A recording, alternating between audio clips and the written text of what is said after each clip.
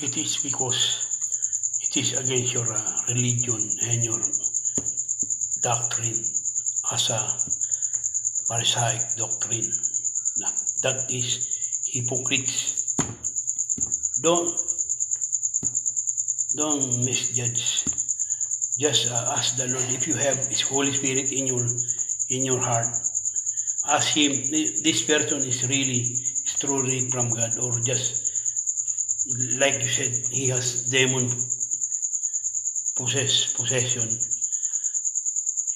Be careful with your word, because you may endanger your soul, because that's the same word that accuse of Jesus Christ, that has a demon in him.